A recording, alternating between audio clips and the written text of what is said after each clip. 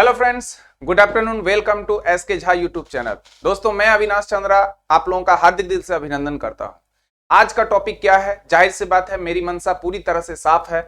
आज जो है बहुत चर्चित विषय जिसको क्रिप्टो करेंसी के नाम से जाना जाता है, और वो क्रिप्टो करेंसी क्या होते हैं, उनके कितने प्रकार के टाइप्स होते हैं, भारत में वो लीगल है या इलीगल है, अर्थात उस वो वैध प्राप्त है या वैधता उन्हें प्राप्त नहीं है। इन सभी चीजों का लेखा जोखा सिर्फ और सिर्फ एक ही वीडियो में हम लोग जान लेंगे। तो दोस्तों, आज बहुत ही अच्छा समय है जब आप लोग जान सकते हो क्रिप्टो करेंसी के बारे में। आखिर ये क्रिप्टो करेंसी है क्या, और आज जिसे देखो क्रिप्टो करेंसी के पीछे भाग रहा है। बहुत ही कम समय में क्रिप्टो करेंसी जो है वो फाइनेंशियल मार्केट में अपना सत्ता मजबूत जाहिर कर दिया है। क्योंकि आपको बता दें कि क्रिप्टो करेंसी को डिजिटल मनी भी कहा जा सकता है। क्यों? क्योंकि ये केवल ऑनलाइन ही उपलब्ध है और इसे हम फिजिकली लेन देन जो है वो नहीं कर सकते। आप देखोगे दूसरे कंट्रीज में, जैसे कि भारत में आप देखने को मिलेगा रुपीज है, अमेरिका में देखने को मिलेगा आपको डॉलर, यूरोप में देखने को मिलेगा यूरो। इन सभी जो करेंसी के रूप में दिखाई देता है इत्यादि, ये सारी चीजें जो है वो सरकारें पूरे देश में लागू करते हैं और इस्तेमाल में लाए जाते हैं। ठीक वैसे ही इन करेंसी को भी पूरे दुनिया में इस्तेमाल में लाया जाता है। लेकिन यहां समझने वाली बात क्या है, मैं आपको बता दूं कि यहां समझने वाली बात है कि इसके ऊपर गवर्नमेंट का कोई भी हाथ नहीं होता। क्यों भाई, क्यों नहीं होता? क्योंकि ये जो है आपका सेंट्रलाइज्ड जो करेंसी होते हैं ना, सेंट्रलाइज करेंसी का मतलब क्या होता है ना, डिसेंट्रलाइज करेंसी मतलब क्या कि एक जगह पर आपका ये अस्तित्व नहीं रहेगा, वो बल्कि विकेंद्रीकरण का माहौल रहेगा। अर्थात हम ये कह सकते हैं कि डिसेंट्रलाइजेशन का कोई भी हाथ, डिसेंट्रलाइजेशन जो करेंसी जो है ये इसके रूप में जाने जाती है, इसलिए इनके ऊपर कोई भी एजेंसी या कोई भी सरकार या कोई भी बोर्ड का अधिकार नहीं होता, जिसके चलते इसके मूल्य को भी बोलते हैं ना कि रेगुलेट नहीं किया जा सकता। तो मैंने सोचा क्यों नहीं ये क्रिप्टो करेंसी के बारे में एक वीडियो बनाया जाए जो आप लोगों को फायदा दे सकता है और एग्जामिनेशन पॉइंट ऑफ व्यू से भी ये आप लोगों के लिए इंपॉर्टेंट साबित होगा। जी हां दोस्तों, भले ही आज चर्चा का विषय भारत में किसी दूसरे रूप में हो रहा हो, लेकिन आने वाले समय में बहुत चर्चित विषय रहने वाला है क्रिप्टो करेंसी। तो लेट्स मूव, हम लोग चलते हैं। आज का जो हम लोग का टॉपिक है कि आखिर क्रिप्टो करेंसी है क्या और इसके मामले में क्या क्या चीजें हम लोगों को जानकारी रखनी है। तो सबसे पहले हम लोग पढ़ेंगे कि जो क्रिप्टो करेंसी है वो होता क्या है। दोस्तों, जैसा कि मैंने पहले भी बताया आप लोगों को कि जो क्रिप्टो करेंसी होता है, देखो ध्यान से देखना, बहुत ही इंपॉर्टेंट टॉपिक है ये आपके लिए। क्रिप्टो करेंसी एक डिजिटल करेंसी है। क्या है? डिजिटल करेंसी है। डिजिटल करेंसी का मतलब क्या हुआ कि जो एक डिसेंट्रलाइज सिस्टम के द्वारा मैनेज किया जाएगा। ठीक है, पहला पॉइंट कि ये डिजिटल करेंसी है और डिसेंट्रलाइज्ड सिस्टम के द्वारा मैनेज किया जाएगा, और इसमें प्रत्येक लेन देन का डिजिटल सिग्नेचर द्वारा वेरिफिकेशन किया जाता है, और साथ ही साथ जो क्रिप्टोग्राफी है उनकी मदद से उनका रिकॉर्ड रखा जाता है कि किस प्रकार की उपलब्धता, किस प्रकार की उपलब्धि वहां प्राप्त हुई है। मैं आपको बता दूं, यह आपके रुपये, डॉलर, येन या पाउंड, ये सारे करेंसी का नाम है जो विभिन्न प्रकार के देशों में चलाए जाते हैं। पर ये डिजिटल यानी वर्चुअल है, यानी ये मुख्य रूप से जो यूज होगा वो कैसा होगा? वर्चुअली रूप से आपको देखने को मिलेगा। यहां आप देख पाते हो आराम से कि जो क्रिप्टोग्राफी है इसके सिद्धांत पर काम करती है, अर्थात ब्लॉकचेन टेक्नोलॉजी। ब्लॉकचेन टेक्नोलॉजी होता क्या है उस पर हम लोग चर्चा करेंगे। अर्थात ब्लॉकचेन टेक्नोलॉजी से ही यह वर्चुअल करेंसी बनी है, इसी वजह से इसे हम लोग क्रिप्टो करेंसी के नाम से जानते हैं। जी हां दोस्तों, ये चैन क्या होता है इसके बारे में मैं बताऊंगा। देखो, जब आप रुपये, डॉलर, येन या पाउंड की बात करते हैं तो उस पर उसे जारी करने वाले देश के केंद्रीय बैंक का नियंत्रण होता है। जैसे हमारे यहाँ भारत देश में देखो, जितने भी अनुसूचित या फिर जितने भी प्रकार के बैंक हैं, चाहे वो प्राइवेट सेक्टर के हो या फिर गवर्नमेंट सेक्टर के हो, तो उन पर जो आधिपत्य है, जो एकाधिकार है, वो लगभग किसका दिखता है? तो वो दिखता है आरबीआई का, है ना। जो बैंकों का बैंक जिसे हम लोग कहते हैं, सेंट्रल बैंक कहते हैं, वो कौन है? आरबीआई, अर्थात रिजर्व बैंक ऑफ इंडिया, जिसकी स्थापना 1935 में आरबीआई एक्ट 1934 के द्वारा हुई थी। जी हां दोस्तों, याद रखना 1934 के एक्ट के द्वारा, आरबीआई एक्ट के द्वारा 1935 में भारतीय रिजर्व बैंक की स्थापना हमारे यहां हुई थी। तो वो अंकुश लगाने का सारा काम करता है। लेकिन यहां पर ऐसी कोई भी व्यवस्था आपको देखने को नहीं मिलेगी। क्यों? यह करेंसी कितनी और कब छपेगी यह देश की आर्थिक परिस्थितियों को देखकर तय करते हैं। पर क्रिप्टो करेंसी क्या करती है ना, किसी का यहां कंट्रोल है ही नहीं और पूरी तरह से यह डिसेंट्रलाइज व्यवस्था है। मतलब कोई भी सरकार या कंपनी इस पर नियंत्रण नहीं रख सकती और नहीं करती। ठीक है, इसी वजह से इसमें क्या है, अस्थिरता भी है। मतलब ये एक जगह स्थिर आपको नहीं दिखेगा और ये कभी कभी ये लोगों को लगता भी है कि कहीं ये हमारे साथ धोखा तो नहीं हो जाएगा।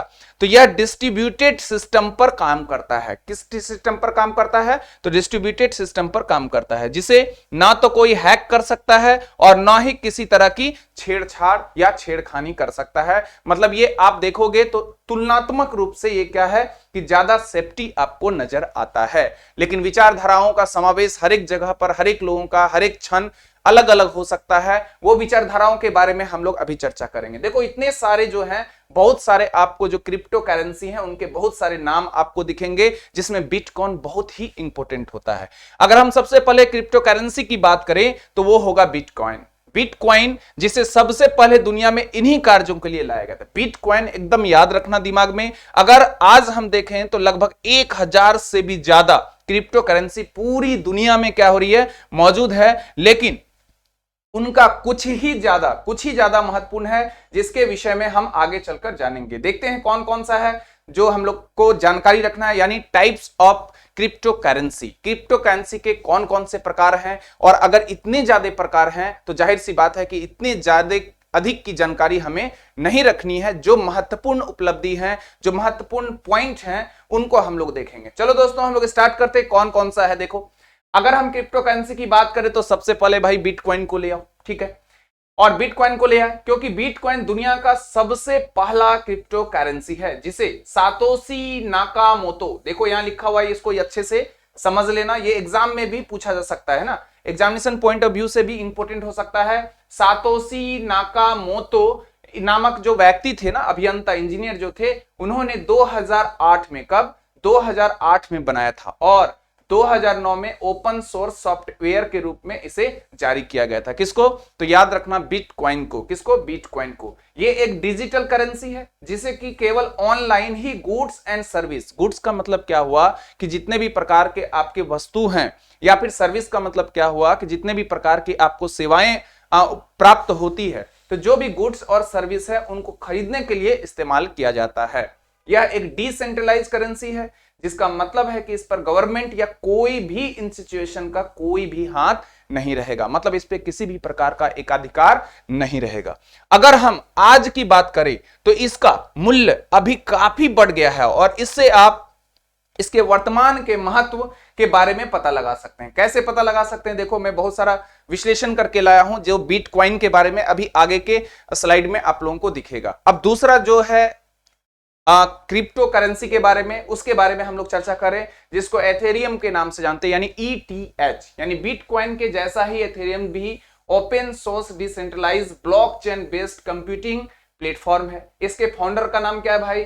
विटालिक ब्यूटेरिन जो है इनके फाउंडर हैं, संस्थापक हैं, और इसके क्रिप्टो करेंसी टोकन को ईथर भी कहा जाता है। क्या कहा जाता है? ईथर भी कहा जाता है। चलते हैं नेक्स्ट हम लोग तीसरा नंबर, जिसको हम लोग लाइट कॉइन या लिटे कॉइन के नाम से जानते हैं। ये भी decentralize peer to peer crypto currency है, जिसे ओपन सोर्सेस सॉफ्टवेयर जो कि रिलीज हुआ है अंडर द MITx11 लाइसेंस के अंतर्गत अक्टूबर 2011 में। कब? अक्टूबर 2011 का ये, और चार्ल्स ली के द्वारा इसे, किसके द्वारा भाई? तो चार्ल्स ली के द्वारा, जो कि पहले एक गूगल एम्प्लॉय भी रह चुके हैं ना, अर्थात कि जो गूगल एम्प्लॉय हैं उसके रूप में वो काम कर चुके हैं, वही यहाँ इसके क्या है? संस्थापक हैं। इसके बनने के पीछे बिटकॉइन का बहुत बड़ा हाथ है और इसकी बहुत सारी जो फीचर्स है वो बिटकॉइन से भी मिलती जुलती है। अब मैं लेकर चलता हूं आप लोगों को अगले क्रिप्टो करेंसी के पास। वो बहुत ही इंटरेस्टिंग है। जैसा कि आप देख पा रहे हो यहाँ पर एक भौंकता हुआ कुत्ता आपको दिखेगा।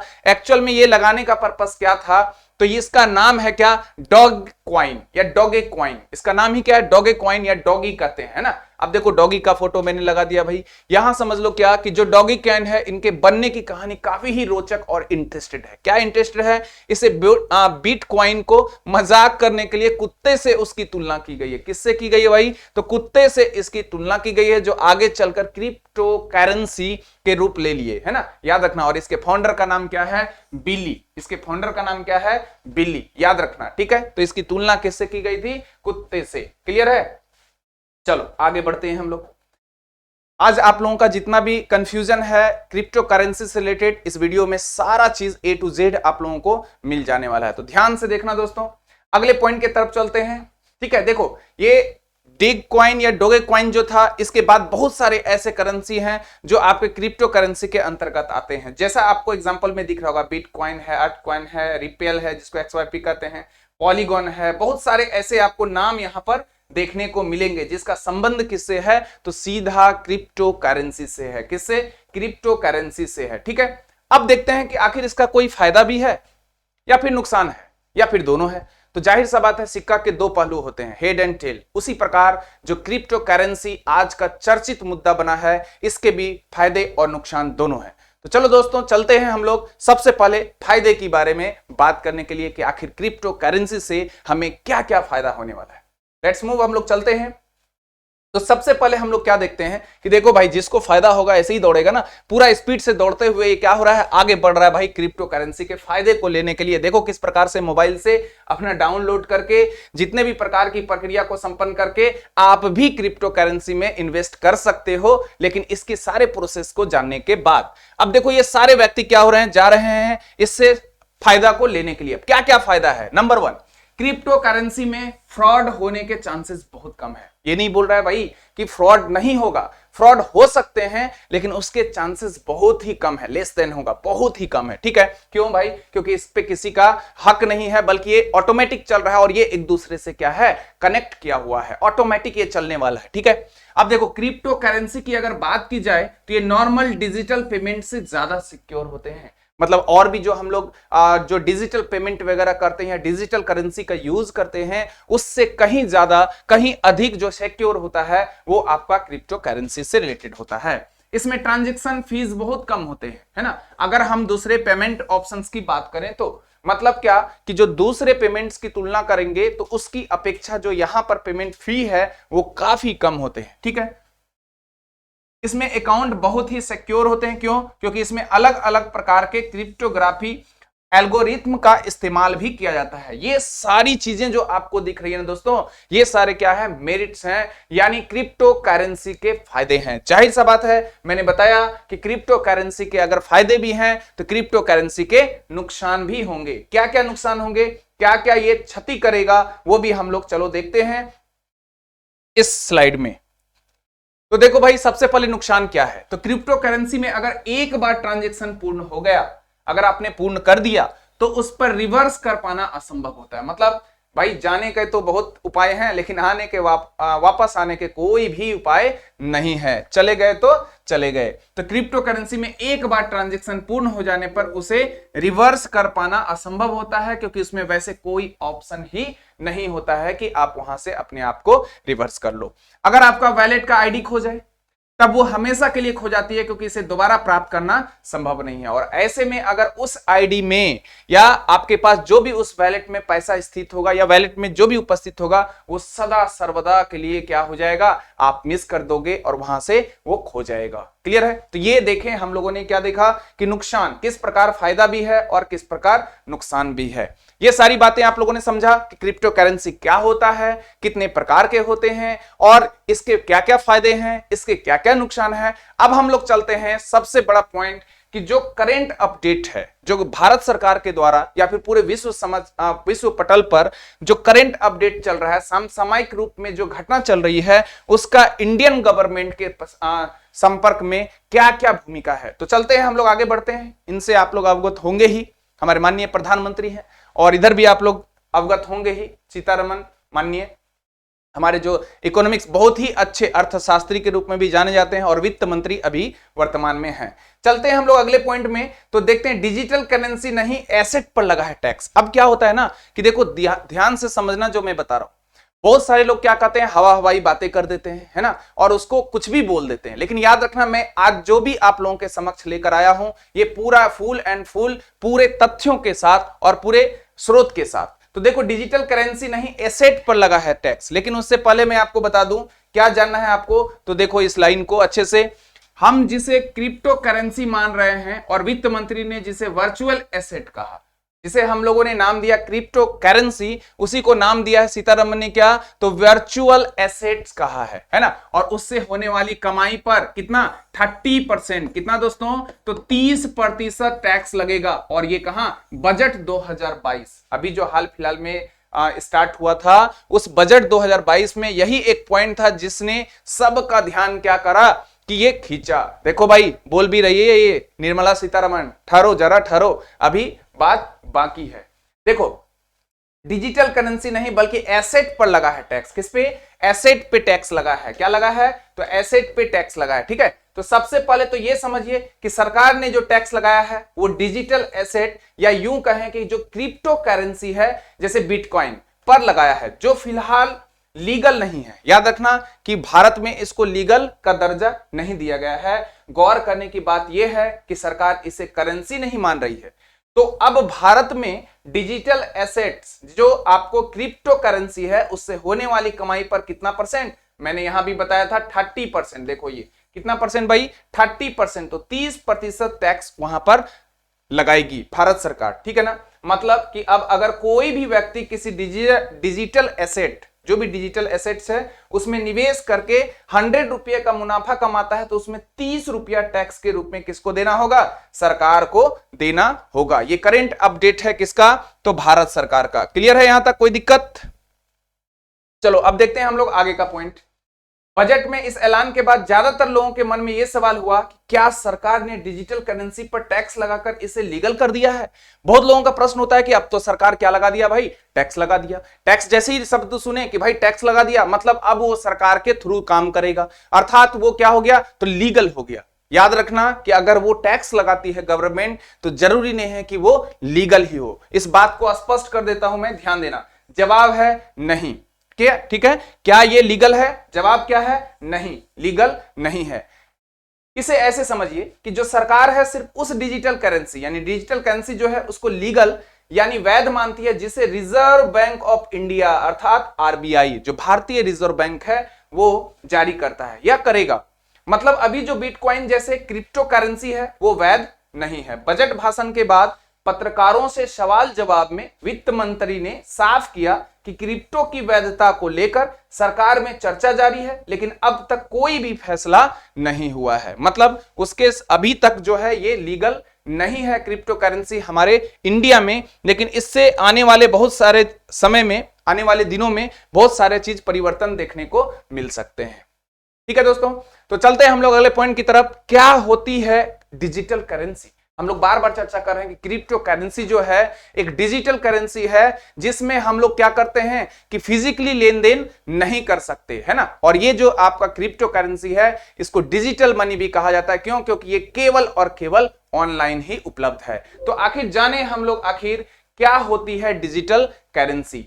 तो क्रिप्टो करेंसी दरअसल वित्तीय लेन देन का एक जरिया है। बिल्कुल भारतीय रुपये और अमेरिकी डॉलर के समान अंतर सिर्फ इतना है कि ये आभासी होता है। आभासी का मतलब हमें एक्चुअल रूप में वो प्राप्त नहीं हो पाता है और दिखाई नहीं देता है, ना ही आप इसे छू सकते हैं। ठीक है, और इसे डिजिटल करेंसी भी कहते हैं। हम लोग अभी चर्चा किए थे कि इसे क्या कहते हैं, डिजिटल करेंसी या डिजिटल मनी भी कह सकते हैं। इसका पूरा कारोबार कैसे होगा भाई, तो ऑनलाइन के माध्यम से ही होगा, जहां एक और किसी भी देश की करेंसी के लेन देन के बीच में एक मध्यस्थ होता है। जैसे हमारे यहाँ कौन है, आरबीआई है, लेकिन यहां पर किसी भी प्रकार का ऐसी मध्यस्थता नहीं होगी। यही कारण है कि इसे अनियमित बाजार के तौर पर जाना जाता है। भाई कोई रूल रेगुलेशन इसका दिखता ही नहीं है ऐसा, जो हम लोग को मतलब एक जवाबदेही बोलते हैं ना, रिस्पॉन्सिबिलिटी। जैसे अगर कुछ भी हो जाता है हमारे बीच, बैंकों के बीच किसी भी तरह का कुछ लफड़ा हो जाता है, किसी भी तरह का इश्यू हो जाता है, तो उसकी जवाबदेही कौन है, बैंक लेते हैं। यहां पर ऐसा कोई भी मामला आपको देखने को नहीं मिलेगा। जो पल में किसी को अमीर बना देता है और एक झटके में उसे जमीन पर गिरा देता है। मतलब इसका जो रेशियो है इस तरह से चलेगा कि हो सकता है कि आप एकदम अंबानी बिरला सबको फेल कर दो और आपका पोजीशन यहां पर हो, और दोस्तों इसके बाद ऐसा भी स्थिति हो सकता है कि आपका स्थिति यहां पर हो जाए। मतलब या तो आप पूरे अमीर बन जाओगे या तो पूरे फकीर बन जाओगे। ठीक है, चलो इसके बावजूद भी ये क्या है, अभी इसकी लोकप्रियता काफी ज्यादा है। अब देखते हैं कि और भी क्या न्यूज अपडेट हैं विभिन्न विभिन्न अर्थशास्त्रियों के द्वारा और लोगों के द्वारा, है ना, महान लोगों के द्वारा कौन कौन से स्टेटमेंट जारी किए गए हैं क्रिप्टो करेंसी के संदर्भ में, उसके बारे में हम लोग जानकारी लेते हैं। तो सबसे पहले देखो यहां आपको दिख रहा है ये 10 फरवरी का, है ना, 10 फरवरी 2020 का 2:49 PM में ये मैसेज है। क्रिप्टो करेंसी को लेकर आरबीआई गवर्नर ने दी चेतावनी, निवेशक हो जाएं सावधान। जो इन्वेस्टमेंटर हैं, जो इन्वेस्ट करने वाले हैं, वो हो जाएं क्या, सावधान। उनको वार्न किया गया है। देखो क्रिप्टो करेंसी निवेशकों को आगाह करते हुए आरबीआई गवर्नर ने क्या कहा कि ऐसी संपत्तियों का कोई आधार नहीं है, ऐसी संपत्तियों का कोई आधार नहीं है। ठीक है, ये कहा कौन, तो याद रखना आरबीआई के गवर्नर ने कहा है, कहे हैं कि संपत्तियों का, ऐसी संपत्तियों का कोई भी आधार नहीं है। दूसरा, भारत में कब शुरू होगा डिजिटल रुपया और कौन से फीचर बनाएंगे इसे खास, सरकार ने दी जानकारी, और ये भी है Feb 6, 2022। डिजिटल मुद्रा में भारतीय करेंसी की तरह विशिष्ट अंग होंगे, यह फ्लैट मुद्रा से भिन्न नहीं होगा या उसका डिजिटल रूप होगा, एक प्रकार से हम ये कह सकते हैं। फिर देखो क्रिप्टो करेंसी पर सरकार का आया बड़ा बयान, निवेशक हो जाएं सावधान। सोमनाथन ने कहा कि जिस प्रकार सोना और हीरा मूल्यवान होने के बावजूद भी वैध मुद्रा नहीं है, वैलिड करेंसी नहीं है या वैलिड रूप में हम लोग नहीं जानते हैं, उसी प्रकार यहां पर जो आपका क्रिप्टो करेंसी है वो भी हमारे यहां वैलिड नहीं होगा। तो निजी क्रिप्टो करेंसी भी कभी वैध मुद्रा नहीं होगी। ठीक है, अगला, क्रिप्टो करेंसी उद्योग ने की निवेशकों से शांत रहने की अपील, सरकार से सभी पहलुओं को ध्यान में रखकर कदम उठाने का आग्रह। रिजर्व बैंक के गवर्नर शक्तिकांत दास ने भी इस महीने के प्रारंभ में क्रिप्टो करेंसी को अनुमति दिए जाने के खिलाफ सख्त विचार व्यक्त किए थे और कहा था कि यह वित्तीय प्रणाली के लिए गंभीर खतरा है। अभी तक जितने भी पॉइंट्स आप देख पा रहे हो वो सारा का सारा कहां जा रहा है, निगेटिव, नकारात्मक तथ्यों की तरफ हम लोगों को ले जाने का प्रयास कर रहा है। अगला पॉइंट अंतिम, रघुराम राजन ने क्रिप्टो करेंसी को लेकर दी चेतावनी, कहा ज्यादातर क्रिप्टो करेंसी आने वाले समय में खत्म हो जाएगी। देखो ये सारा पॉइंट जो है मैंने कलेक्ट किया है ताकि इन लोगों का विचार, शुभ विचार क्या था क्रिप्टो करेंसी के बारे में, अर्थशास्त्रियों का विचार क्या था, उस पे मैं चर्चा करूं। याद रखना, आप लोग जानते होंगे, रूबरू हो गए एलन मस्क से, है ना। तो ये देखो एलन मस्क है, जब बहुत बड़े आदमी है ना, पैसों के दृष्टिकोण से। जब एलन मस्क ने क्या कहा, देखो ध्यान देना कि जब एलन मस्क ने कहा कि टेस्ला बिटकॉइन में पेमेंट स्वीकार नहीं करेगी, तब तमाम क्रिप्टो करेंसी की कीमतों में 40 से 50% की गिरावट आ गई। मतलब क्या हुआ ना कि जैसे ही, मतलब हर एक घटना जो है, जैसे शेयर मार्केट वगैरह आप देखते हो ना, कैसे कोई भी ग्राफ चढ़ता है और उतरता है, आप देख पा रहे हो ये ग्राफ कैसे चढ़ता है, अपने पिक पॉइंट पे आता है, और कभी ऐसे समय भी आते हैं कि वो गिरकर नीचे चला जाता है, और वो दर ब दर क्या होता है, चेंज होते रहता है, और ये परिवर्तन देखने को आपको मिलेगा। अब इस देखो, ये दैनिक भास्कर का एक न्यूज था जिसमें अपडेट किया गया, 15 दिन पहले बिटकॉइन की कीमत $68,000 थी। दैनिक भास्कर के न्यूज़पेपर में ये छपा था। अब इसका भाव घटकर $42,296 पर आ गया है। जुलाई में इसका भाव $30,000 था और इस साल में इसने 60% का फायदा दिया था। ये सारा चीज मैं इसलिए बता दे रहा हूं ना कि आप छोटे से छोटे एग्जाम से लेकर बड़े से बड़े एग्जाम तक अच्छे से इसका कॉन्सेप्ट जो है आपका क्या हो जाए, क्लियर हो जाए। तो देखो एक और, ओमिक्रॉन। अभी हाल ही फिलहाल में आप जानते हो कि जो कोविड-19 है पूरे समस्त विश्व जगत को अपने प्रभाव में लिया था और काफी हम लोगों को क्षति का सामना करना पड़ा, चाहे वो किसी भी एरिया में हो। तो आप लोग अभी नया जो वायरस आया था, जो नया ट्रेंड चला था, जिसका नाम था ओमिक्रॉन। क्या था? ओमिक्रॉन। तो ओमिक्रॉन से डरा डिजिटल। देखो क्या था मेनली, ध्यान देना आप लोग, जो ओमिक्रॉन था, है ना, जो वायरस था, उससे डरा डिजिटल टोकन। मतलब क्या कि जो क्रिप्टो करेंसी की कीमतों में भारी गिरावट हो गई, है ना, क्योंकि इसका भी प्रभाव पड़ता है, ऑयल का भी प्रभाव पड़ता है, और जितने भी सामाजिक आर्थिक क्रियाकलाप हैं, राजनीतिक क्रियाकलाप हैं, उसका भी प्रभाव सीधा सीधा इस पर पड़ेगा। एक ही घंटे में बिटकॉइन का भाव कितना, $10,000 क्या हो गया, घट गया। सोच सकते हो आप कि कितना जल्दी फ्लक्चुएशन हो रहा है। देखो जब आप बुलंदियों की ऊंचाइयों पर चढ़ते हो तो बड़ा खुशी महसूस हो रहा है, आगे बढ़ रहे हैं, आगे बढ़ रहे हैं, आगे बढ़े ना, बड़ा अच्छा लगता है भाई। सोचो आप भिखारी हो, 10 रुपया आपके पास मिले और 10 रुपया से आपने 10 लाख किया, 10 करोड़ किया, 10 अरब किया और बहुत बड़े आदमी बन गए। बहुत अच्छी बात है। ये हुआ कैसे? क्रिप्टो करेंसी की वजह से आप ये उपलब्धियों को भी हासिल कर सकते हो। लेकिन थोड़ा सा इमेजिन करो कि ये फिगर जो दिख रहा है आपको, ये ग्राफ गिर गया और जितने भी आपके पैसे लगाए थे, जितने भी आपके पैसे थे, वो सारे करेंसी क्या हो गए? डूब गए। तो आपकी स्थिति ऐसी ही होगी। सर पकड़कर बैठे रहोगे कि मेरे को मन नहीं लग रहा है, किसी भी काम को करने में टेंशन आपके आसपास ही नजर आएगा। चलते हैं पॉइंट में। देखो, क्रिप्टो करेंसी की कीमत में 24 घंटे में भारी गिरावट आई। इसकी सबसे प्रसिद्ध करेंसी कौन? बिटकॉइन, जिसके बारे में मैं पहले भी बता चुका हूं। इसका भाव 20% टूट गया और 1 घंटे में $10,000 भाव गिरा या $42,296 पर आ गया है। 15 दिन पहले $56,000 पर कारोबार कर रही थी। अन्य करेंसी में कार्डोनो का भाव इतना, सोलोना का भाव इतना, डॉग कॉइन की कीमत इतनी, शिबा इनो की कीमत इतनी और XRP की कीमत इतनी आज गिरी है। यानी दिखने को मिल रहा है कि लगभग जितने भी क्रिप्टो करेंसी के रूप में आपको दिख रहा है, वो सारे का क्या हो रहा है? गिरावट देखने को आपको यहां पर मिल रही होगी। क्लियर है दोस्तों? उम्मीद है ये सारी बातें आप लोगों को बहुत अच्छे से समझ में आ रही होगी। कमेंट बॉक्स में जरूर कमेंट करके बताना कि ये सारी चीजें आप लोगों को समझ में आई या नहीं।